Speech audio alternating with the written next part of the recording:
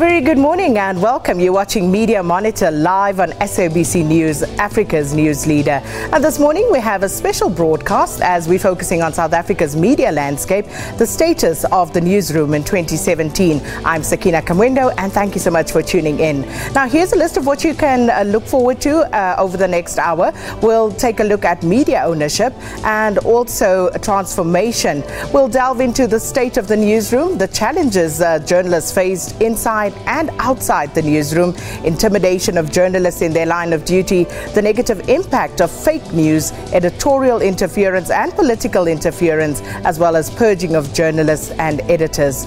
We'll also unpack the impact that social media has had on traditional media since the advent of digital media.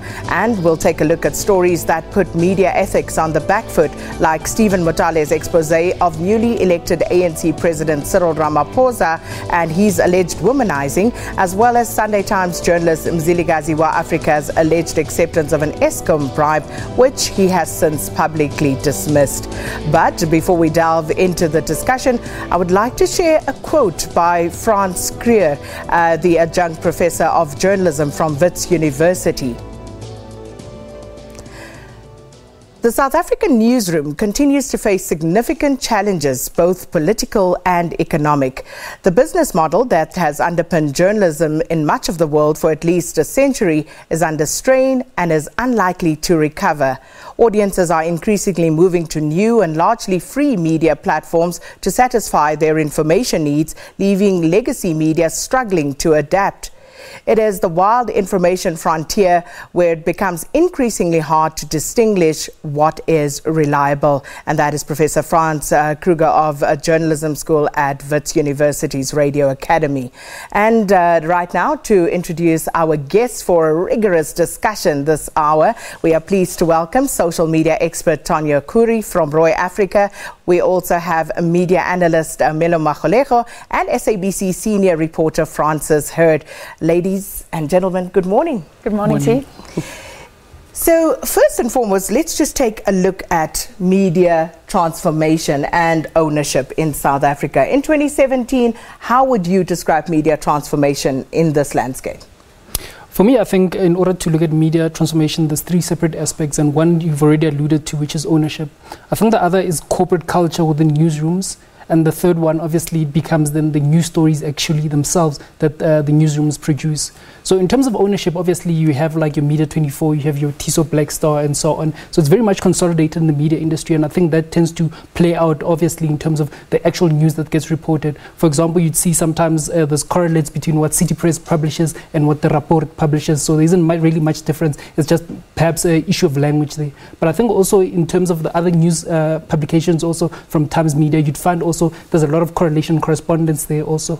In terms of, I think, corporate culture within newsrooms, I think one thing that tends to get ignored is the underlying issues of transformation, whether there's gender equality, whether people with disabilities, whether black people are getting acknowledged and being given positions of authority within that sense. I think for me, one thing that was very much encouraging in that sense was ENCA when Anton Haber stepped down and had Mapi Mahlangu taking over as sort of like e-news editor there. I think also recently with the ANC conference, one thing that I saw that was very pleasing, we had Business Day, the politics team there was largely constituted of women there. So I think we do make progress every now and again, but then there's still issues I think which are outstanding in that regard. And I think another issue obviously that came up at the SABC here is also the distinction between what you'd have as permanent workers versus freelance workers, and that I think was highlighted in the strike that happened recently in terms of who gets what benefits and so on.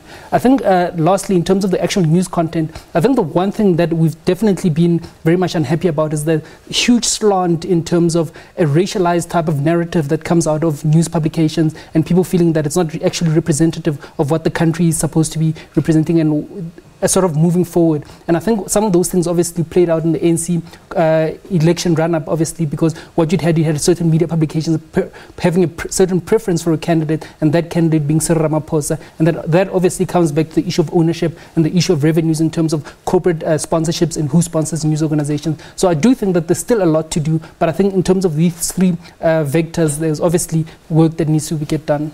But let's talk about that. We hear a lot, Francis, about white-owned media. But if we look at media concentration in South Africa, as you said, we have Tiso Black Star, we have Media 24, we have Independent Media and Caxton. And two of those would be white-owned and two black-owned. So, let's talk about these narratives, the narratives that Miller was talking about that seem to suggest that, there's usually a more Eurocentric or a white slant towards the news that we produce. For me, I guess the thing is you can have black ownership, but you can still have that coming through because it depends who the editors are. I think that's very important, and who they're being influenced by. So it's trying to get diversity at every level. I believe in this world where journalists are biased, and I think we're becoming more honest about that everybody is influenced by what they've experienced in their life. And even if you're trying to be absolutely neutral, and I had to go through this journey to understand this, that even when you're trying to be absolutely neutral, you can still pick a commentator who will back up, in the back of your mind, they're going to back up what you say. So I think journalists are still going on that journey where they're starting to understand that they're biased. And all I can say is I think we should fight for diversity at every level. Instead of fighting for neutrality, we're not going to get there because we're humans. We should fight for diversity of ownership, because sometimes those owners, it depends how hands-on they are. So that is the difference to me. But we fight for diversity of ownership, diversity of management. And I think SABC is a transformed organization, and coming here, decisions were made differently from other organizations I've worked in.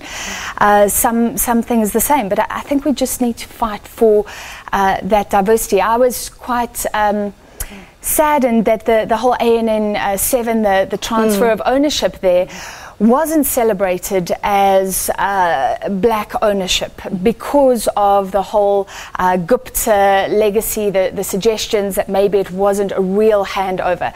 So that was a pity for me. But for me, it's about who's on board, who's deciding and fighting for diversity. And I think ANN 7 should be there, and we should have all these different voices, because that protects people. Instead of having one owner, one set of managers and editors controlling several outlets, because then you will have homogeneity. You need a diversity of voices, all criticizing each other and picking each other out, and it helps you get to the truth, I think, as a viewer. But given, the ownership, as I just outlined a little while ago, why is it then that we are not necessarily seeing a balanced view being projected? As you say, look, for example, at the ANN 7 story there, and people were calling for a multi-choice to actually remove ANN 7 from their bouquet. And for some reason, it is still that sort of, transformation in the thought processes, for example, is not coming through, Tonya. I think because traditionally we've been fed Western type of media style, from the outset of news media in South Africa. We are looking across to the West for how is it done, and that's how we're fed. I think ANN 7, I was one of those initially who said, take it off DSTV. And then I find myself often switching to ANN 7 to hear the different view, because there are such diverse views between one news deliverer to the other. But what I find is, firstly, quite sad is the non-diversity in the print media, not so much in the dailies, but in your knock and drops and your community press. I find that print media, dying all over the rest of the world, but here in South Africa is so alive and well, and it is a media type that really can be far more manipulated by a business entrepreneur or many entrepreneurs to put a message across of a different view. We've got one very big Zulu paper, and that's Isilezwe. What else have we got? And that doesn't make any sense in South Africa as a country, does it? Not to me, anyway. No, it doesn't. And Editorializing is doing quite good. Yes. So it has been doing good for years. For years. Just on this issue, and especially print media, I think we do need to recognize something, that if you are struggling with resources, then you're going to find it very difficult to go and investigate, to go and produce incredible content. I mean, you have those incredible global magazines that give journalists months to go and dig and find information.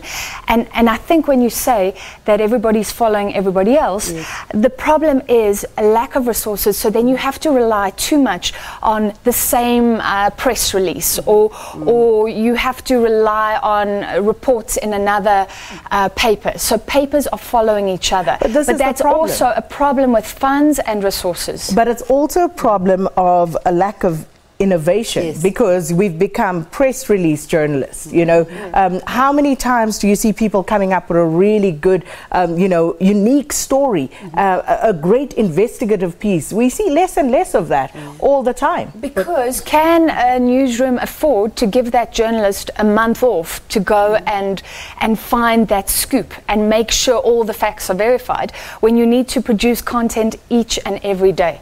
So I really think this is a resource problem that needs to be addressed. I think for me, another issue that perhaps also, to be a bit fair to the journalism industry, is the issue of readers, right?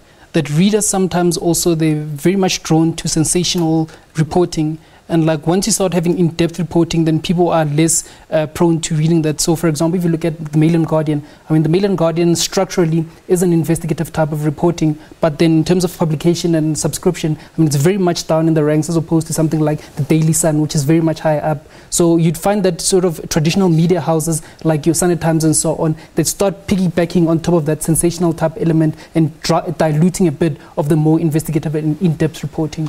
But for me, just one more thing. On the issue of ANN7, one thing that I found very interesting is people were saying that MultiChoice and Naspers should sort of like rid themselves of ANN7 such that they can gain back their credibility.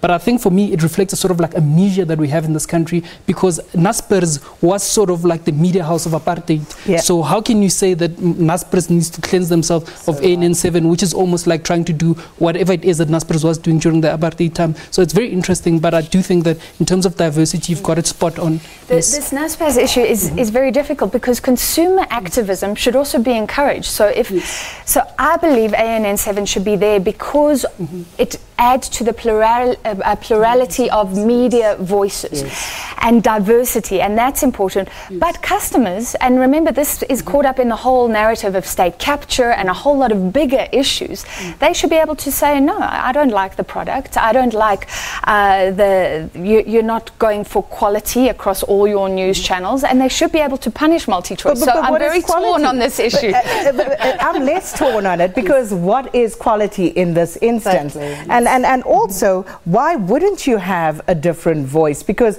going back to something you said earlier, Francis, about balance and neutrality. It's not about, coming out and just being neutral. As you say, we all bring our entire selves to a story when we cover it, and therefore we will be inclined to be perhaps biased one way or another. But we ought to be striving for that balance. At the back of our heads, we should always remember that I need to balance this out. Yes, this is my view, but there is a counter view to this. For me, I think an interesting thing that comes up is sort of like wanting to sanitize the narrative, right? Which is what I pick up in the sense of that ANN7 must get dropped off, because they bring an alternative narrative which is not the predominant mainstream narrative that we have, and I think that breaking the hegemony of the space right now. But also, how are they breaking it? And it comes back to the question of quality, because very often I struggle with this notion of what is news, what is fake, what is propaganda, what is polemic, and those lines can become very fluid at times. If you are confused, how do us as the consumers muddle through everything that's out there? I mean, with all this reporting from television, you must remember we're also flooded with the noise of social media as well. And that's the thing with news has to be the last port of call for fact. because social media does the sensationalism all by itself, you know, and it can go completely off the chart. But when it comes to what is true, I have to be able to rely on a newsroom to do that. Absolutely. We're going to go to a break, and when we come back, we'll look at the status of the newsroom today, so don't go away.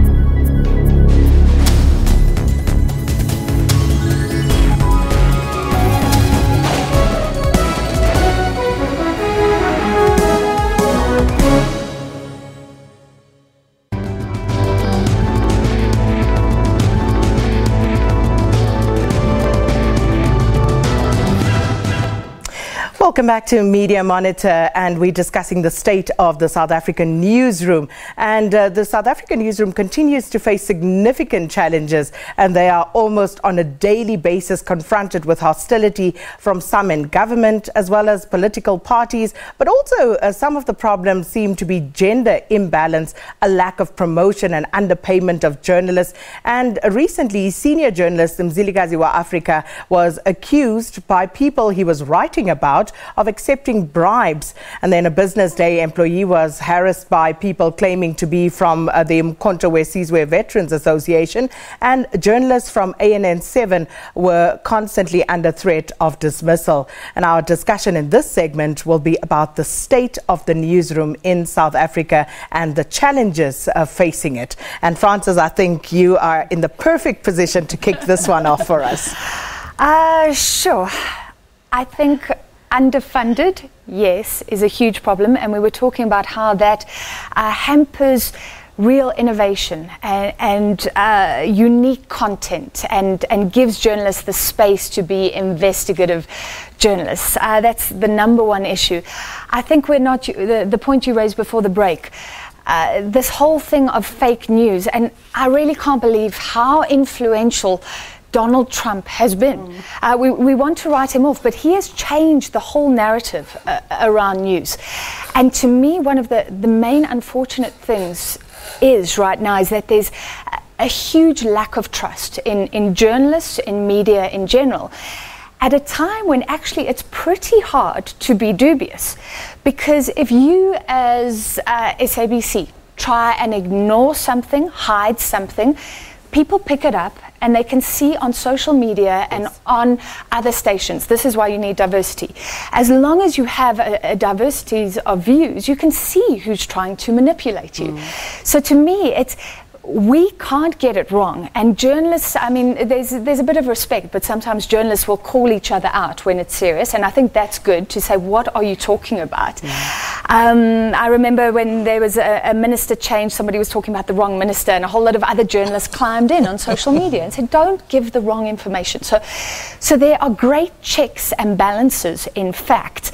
But unfortunately, the perceptions are very, very bad. And I think, finally, we have to take our job very seriously, and this is becoming the role of media, is to sift through fake and real. And we have to become that trusted voice that when there's a dispute on social media, when there's a video going around that you don't know if it's true or not, you go to your trusted source that starts saying, this is what's fake, this is what's real, and you can believe them. And I think trust is becoming more and more important, but we as journalists have to take that seriously and not jump on the bandwagon and report a tweet before we verified it. And we're not taking that seriously enough, and that's also about skills and passing on knowledge. Well, that's very disconcerting if you say we don't take that seriously enough, because instinctively as a journalist, your instinct whenever you hear or see something is to verify, you know, can I trust this? Who can I call up to check and double check and triple check that this is true? Some journalists don't think like that, and we've all been caught by the pressure of, oh, it's already on social media. Yeah, I have to be first. The breaking news story. Yes. So for me, I think the one thing that's a structural driver of what we may in today's terms term fake news is the difference between editorializing versus reporting matters of fact. And I think that distinction sort of like gets blurred, and people start editorializing things that are supposed to be matters of fact, and it becomes very difficult then to start picking up actually what is your opinion and what is actually matters of fact.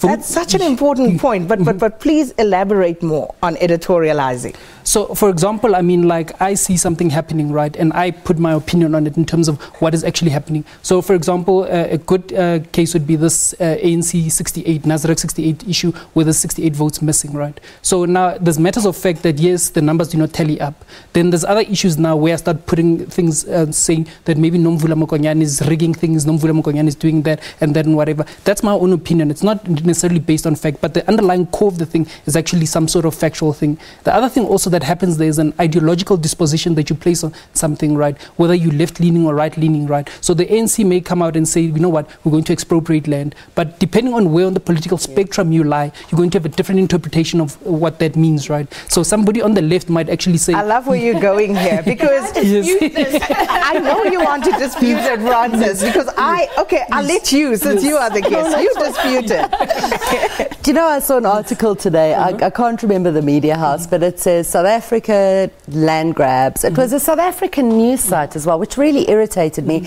And you had a picture of Table Mountain, as if somebody was about to annex Table Mountain. And it was a credible news site too.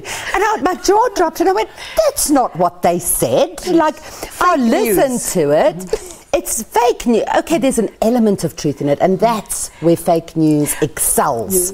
Is there's always a nugget of truth. And all of a sudden, there's all, as you said, all these ideologies and opinions are chucked on top, and all of a sudden we've got a whole different story to where the nugget actually came from. So, to that, so what sort of impact has this deliberate fabrication and the proliferation that we see in fake news, what sort of impact has that had on news agencies around the world and in South Africa in particular? We're a media monitoring company, so fake news for us is news.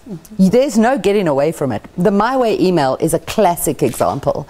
The My Way were in overdrive. It wasn't true. It wasn't true at all, but it certainly was news, you know? And I think that this thing of fake news and real news, yes, it's very important to distinguish between the two, and that's where you as journalists come in. But fake news is news. It's absolutely news. People read it, people share it, people engage, they get emotional about it, even though it's not even true. So yes, fake news is here, and FNN or CNN, Donald Trump made it completely clear. He called out CNN, even made a video of them. So here's one for you, like the Iraq WMD thing. Is that fake news? It's news. No, but then I mean that thing was not based on fact. Is that no? That's an interesting one, though. But you're throwing too many nuggets out here. Let's go with one at a time. What you were saying earlier about Nomvula Mokonyane, I think you shouldn't act as if that's an ideological thing, or because those journalists were working with their sources, and if the ANC does not want to clarify a matter, then journalists are entitled to, and unfortunately what they are going to do is try and find out what's going on. And companies make this mistake. They don't talk, they leave a vacuum. It's well known that vacuum sucks in a whole lot of... But journalists are still doing their job, and all they can do in that situation is speak to people. Let me ask this question. I think they were trying. A quick example. In terms of maybe if you take ENCA versus ANN7, right, you have to present them with those same set of facts. I'm highly doubtful that the story that will come out would be the same. I think ANN7 would have a different slant to what ENCA would have. True, and here is my second point, that we should stop kidding ourselves that news is just the facts. I really think we should move on from that, because it's not just the facts. Like I say, you can pick your commentator and you can manipulate in that way, even though you're presenting something that looks like facts. You're still, what you leave out is important, what you include is important, even if it's all the truth.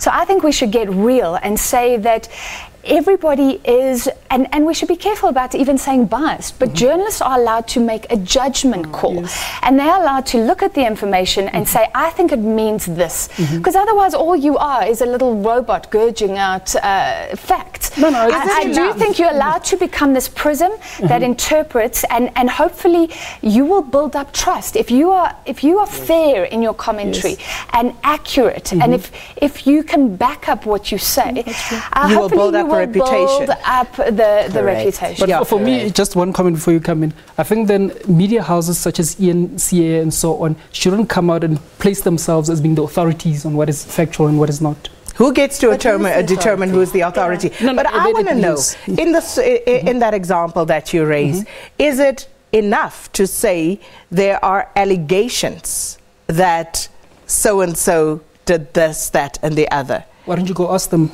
Because they're not speaking. Answer. Because if they were speaking, we would not be speculating. But in the absence of people coming forward and giving us an official line, and your sources are telling you all sorts of things, you know, people talk. And 24 hours without any update from the African National Congress this past week, people are talking, sources are giving information. Is it enough to say there are allegations? You cannot shut down speculation, because you know what you do then? You say, when the ANC speaks, we will report. So if the ANC wants to take a week, we will not mention this issue. You are allowing that, and companies try and do it. They try and shut down the flow of information. Political parties try and do it. Everybody tries to do it. But if you do that, then journalists, I'm sorry, they can go and try and dig. And unfortunately, they will sometimes speak to inaccurate voices. They've got to be careful, try and not be used, but they have every right to go and find out what's going on. No, Melo, don't. Let's talk about, because, you know, time is not our friend. Time is not our friend. So, and I want to talk about interference and intimidation and, pay parity in the newsroom, because all of those are important issues that people deal with on a daily basis. So I think for me, obviously, that reflects the notion of corporate culture, right? Newsrooms are no different to any other corporate within South Africa. And Stats SA, the stats that it releases are replete with statistics showing that there's pay disparities between gender, between race, and across age groups, right? But if you look at in today's world, I mean, a lot of the stuff is very much digitally driven. So how can you make a case that somebody that's perhaps has been in the newsroom for 20, 30 years is adding more value than somebody that's sitting there and producing like sort of media content on social media and so on? I think it's very difficult sometimes to compare some of these things, and to use outdated models to say that you're going to reward this person this and this one that, I think also introduces a little bit of unfairness in the process there. Well, we are going to go to another ad break, and when we come back, we'll look at the battle between social media and traditional media, and more of that when Media Monitor returns.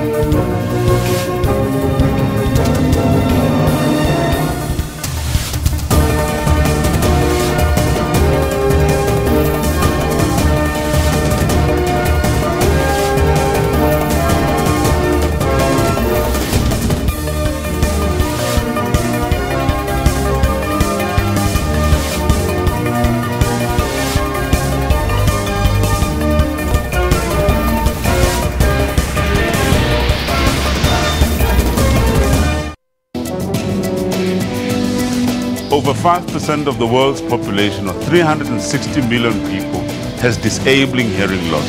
Sometimes babies are born that can't hear. And especially during the pregnancy, where there's some infections that a mom could pick up that can actually transmit that damage to the ear, and those children can be born deaf. I don't look at myself as a disabled person.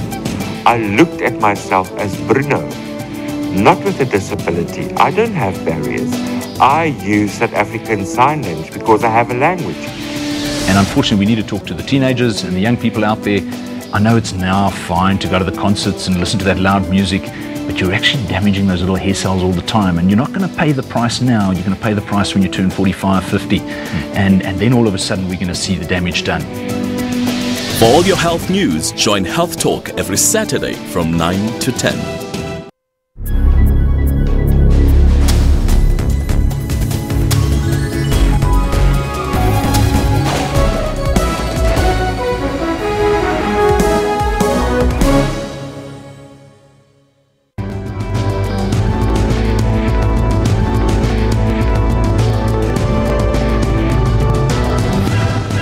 Well, we promised you a robust discussion, and I think we've kind of delivered here this morning.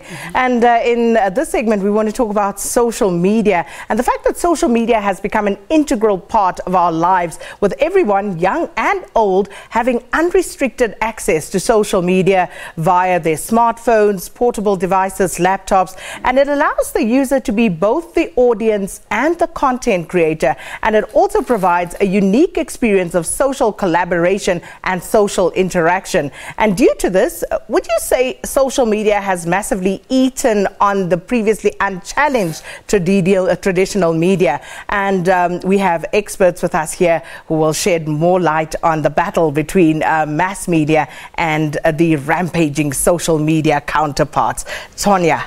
Social media has completely changed how news works, and that's a fact, and it's been like that for a few years now. Social media is the fastest breaker of stories, fact or not fact, sensational or not sensational. But it can also act as a fact checker. We've seen that often enough when a story breaks in the media. Maybe the story's a little bit vague and people don't really know what's going on, but they know there's something big there. They'll jump on social media, and social media will confirm or deny whatever was in their thought process. That's the first thing. The second thing is social media often becomes the reporter. We've seen in situations, one particular story that comes to mind is Gaza. You know, we had no journalists in Gaza at that time, and social media became the reporter. We started seeing these horrific images coming out, but we've also seen the reverse. We've seen horrific images come out that are 10 years older than current day, trying to highlight a plight that doesn't exist, or highlight a plight that does exist, but they're using incorrect images, so then people dismiss the entire plight. So social media is very difficult as a news environment, but it certainly contributes, and I'm sure it's changed your lives completely. It's changed it, and like you say, drastically. And I'd love to tell you a story. I think the local government elections, there were those ballot boxes dropped on the side of the road. And we, as a media organization, were trying to deal with these reports on social medias and pictures going out. But you have no way to verify those pictures of those ballot boxes on the side of the road. Now, realize this can create huge volatility, claims of vote rigging. So mainstream media used to be in a comfortable position where you could just say, we can't verify that, so we're not going to report on that. But it became so big on social media, and I was arguing we actually have to respond to this because people are hearing the information whether you like it or not. And I hope that mainstream media does become that trusted voice that can sift through fake social media and truthful social media. But at that stage, we had to respond. We had to say, this is being reported on social media and it's affecting the election. So how do we deal with that? So yeah, media has had to respond to social media, but you don't want to become a slave to social media and then pick up these inaccurate things. But it certainly contributes, as long as we can find a way of being those voices that verify truth from fiction. So for me, I'd like to pick it up from something that you said in your intro, that people have become content creators, right? So I think traditionally, if you look at media, whether it be it TV, whether it be printing, right, is that it's very expensive to get into that space. So it's very expensive for somebody to set up a TV channel, very expensive for somebody to set up a news channel, right? But once you have social media, the cost there is very low. So the barriers to entry are also very low. So you start having this proliferation of people that are creating news content, right? Then it presents us with a problem that sort of like news organizations have solved, but now we're going to need to sort of resolve it anew. And that is the issue of curatorship of news. Because traditionally what a news house does, in addition to all the other functions that it does, is that it curates news into a bundle that can be consumed by people, right? Because there's a lot of things happening all the time, right? So with social media, there's just this constant stream of news coming across. You have issues of trust and you have issues of volume there, right? So you need somebody to actually go and curate that news for you and present it to you in a format that actually is digestible for you. So for me, I think that is where news houses are going to add value going forward. It's not competing with social media in terms of reporting matters of fact, but it's in aggregating news into bundles that are digestible by people and that have also been rubber stamped with a certain level of trust. So, and the other issue also is that what social media is doing is that it's disintermediating news houses also simultaneously. The way it's disintermediating news houses is that you have journalists, perhaps like somebody like yourself working for the SABC. Now you start posting stuff on Twitter in your personal account, right? So now is that a SABC account or is that a SABC feed or is that a Sakina feed now? It becomes very interesting now. So in a way now you've almost disintermediated SABC from the process because we're getting news directly from you because the same news you're going to feed to SABC. And that's a very interesting and a very important point. And I want us to expand a little more on that. But also, it goes to something that Francis mentioned about reputation and where this is where you will set yourself apart because you will be a credible source. So when people see something on social media, they should immediately be thinking, okay, let me go and see if anyone whom I deem to be a credible source is also reporting on the same thing. This is becoming a huge issue. I'm glad you raised it because I was thinking about it once. News organizations used to be able to filter through good journalists. Then you would become a Sakina who has a platform because your organization trusts you and they know that you're going to be reliable, you're going to be thoughtful in even when you are spewing your opinion. They're comfortable with you. But now you have youngsters coming in who haven't even been trained and they have a massive social media following and they're putting their opinions out on social media and partly representing the organization. This is a huge issue. And I guess we just have to start learning to deal in this world where everything you say is public, to be trustworthy, but for young people it has to happen, the learning has to happen very quickly now. But the other question is, Tonya, have media houses paid sufficient attention to how their audience's behavior and how they actually consume media has been changing? I think they have, to a large degree. I mean, we've seen the face of journalism change a lot to investigative reporting, specifically from a print perspective, because of the long lead times, etc. But I just wanted to say about the credibility of the news the news person. Like, you know, I may find that what I believe everything Francis says. So if I'm worried about a story or I'm concerned about the facts I'm reading, I will immediately go to Francis to see if what she said, because I trust what she says. And I think that in social media has become a huge thing. You know, Oscar Pistorius trial, Barry Bateman was the go-to guy. Like, if Barry Bateman didn't say it, it didn't happen, you know. And then other journalists came after that. And I think that was also an advent in social media where we saw journalism become social media too. And still today, the speed of news that breaks, we tend to go to Twitter first and see what the journalist said before we turn on the TV or listen to the radio, etc. So social media, in many ways bad, has certainly, I think, positively contributed to the news cycle. For me, I think one other thing that hasn't been as prevalent but is also happening is that you've had other news publications that have been putting up websites to try and sort of like move towards a digital platform as opposed to a print platform. One thing that comes to mind is, for example, some of the magazines like Dram, Sari and so on, right? But what you start finding with those publications that they're not getting as much traffic to their websites as what is on social media, because all of the content seems to sit on social media and people do not necessarily go directly to those websites. So what you find with those publications that they've started shutting down some of these online platforms because they've seen that actually doesn't work. In as much as people would have thought that moving to a digital platform is the way to go forward, but for some of these things it's not actually the formula. But there are digital publications. Yes. You think of Daily Maverick, for example. Yes. And how do they sustain themselves? Well, I think because everybody's hooking into everybody else now. So by the way, every interview that SABC does lands up on our YouTube channel. So YouTube is augmenting, like you say, what mainstream media is doing. Daily Maverick tweets everything several times. They've hooked into that community, and they get it out there. And a lot of people don't realize when they go clicking on a tweet, they're actually landing up on a news site, but it's the beautiful driver to that news site.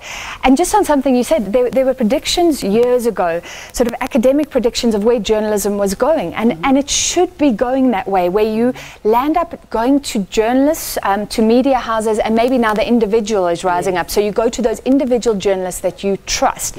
But unfortunately, the sad thing is, and we need to deal with this, during the US elections, apparently fake news was being transported around Facebook like nobody's business, and people aren't actually distinguishing between who to trust and who not to trust, and that's why we have a problem. I think we're a bit smart, though. I think as social media users, we're not stupid. And you know, one of the biggest things that comes to mind is Bell Pottinger. You know, during that time, people were running around with the hashtag Bell Pottinger must fall and all sorts of other permutations, which I won't mention on air. But when a rally came up to, oh no, white monopoly capital was always there, it only just now gave a word, thousands of people were like, Gupta bots. You know, so we're savvy. It took a while. It took a while. And that white monopoly capital rhetoric changed rhetoric in this country. It did. It did. So and Bell Pottinger did too. One last comment there. Like on the Daily Maverick thing, the one thing it comes back to, Daily Maverick doesn't report matters of fact. It issues opinions. So I think that's the difference, and that's why I think they've been sustainable. Yeah, and that is their speciality, in fact, that you're going to find somebody whose opinion resonates with yours, perhaps. Yes. Well, it's interesting times, and the thing you mentioned about weapons of mass destruction, that was another time altogether, wasn't it? Social media is still not that great at that point, so, well, you know, but an issue to be discussed. I can see you all salivating, chomping at the bit. Well, we're going to go to another spot break, so don't go anywhere.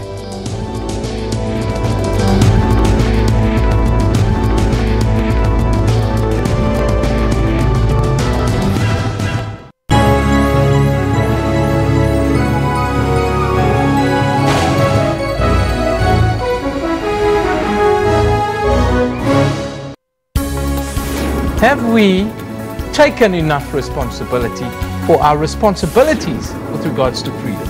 Largely the moment of 1994, that moment of absolute magic. Firstly, the voting, and of course when we watched Nelson Mandela take that oath of office, was a moment that we thought, well, we've now reached freedom. This is it. This is all that it can be. Off with the big story of the day, where Eugenie Bouchard beat Maria Sharapova for the first time. Bouchard upped the ante and closed off the 3-hour epic grudge match with a rousing performance to win the most highly anticipated match so far in this year's clay season.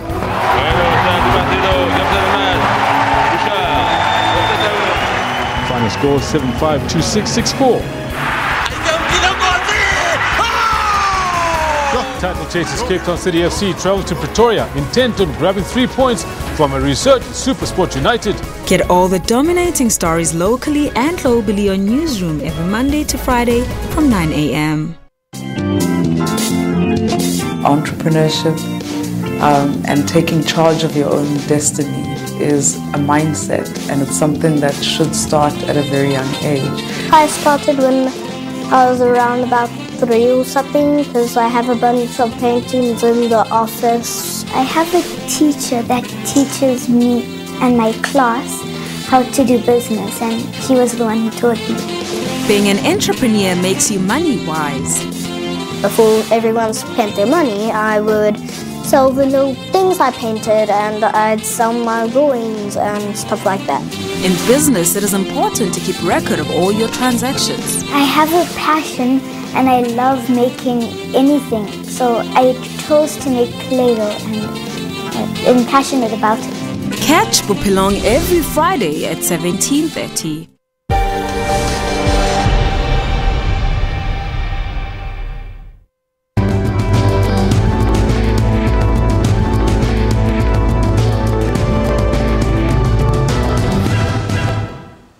Well, Welcome back to Media Monitor. Well, a media bias isn't just reporting incorrect or outright false facts, but it's also about using questionable sources or means to build non-existent stories. And as journalists, we tend to assume the public understands our jobs and how we go about doing what we do, and that we strive to hold officials and influential people accountable, that we will pursue stories in the public interest and operate independently of political parties or interest group.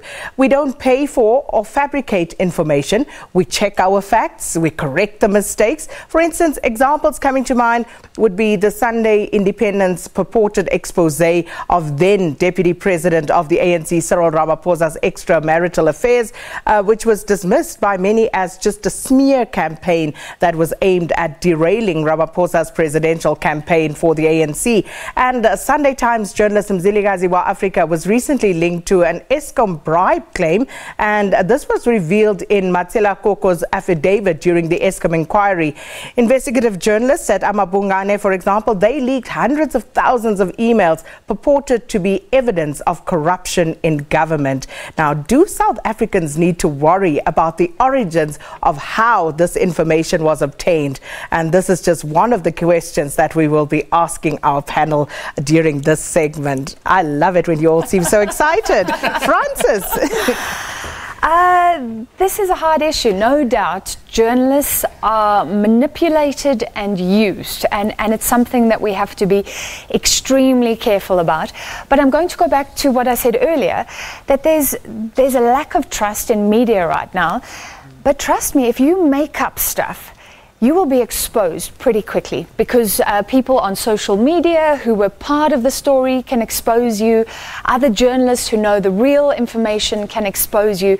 So I do believe we have checks and balances, but there is unfortunately a space for manipulation. But you know, let's also be clear, Melo, that journalists get it wrong sometimes. We don't always get it right. But it then, of course, is about how you go about correcting your errors, your mistakes. So, I mean, obviously, for me, I appreciate that everybody makes mistakes, right?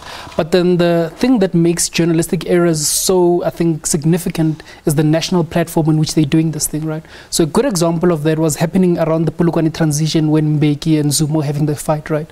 And many journalists took sides in that thing. Some journalists were punting Jacob Zuma, like highlighting things that Mbeki was doing and so on. And only later was discovered that actually some of those journalists were being fed and paid by people of the Zuma camp, right? And this is all out in the public now, right? So obviously we can say, no, it's fine, you guys made a mistake and so on. But then it comes back to the consequences of that mistake, right? It's so huge. So the price the cost that we have to pay for some of these mistakes is big. I think that's why we need that added level of scrutiny, and perhaps why we're so harsh on journalists in that sense. And I tell you why this is hugely problematic, what you've just said, because as Francis said earlier on, journalists do have a point of view. Yes. They are not robots, and they may believe one way or another, but it's of course how you manage to bring balance and bring that point of view across in a credible way, Tanya. I think that, of course they're human, and of course they have opinions, and we want them to.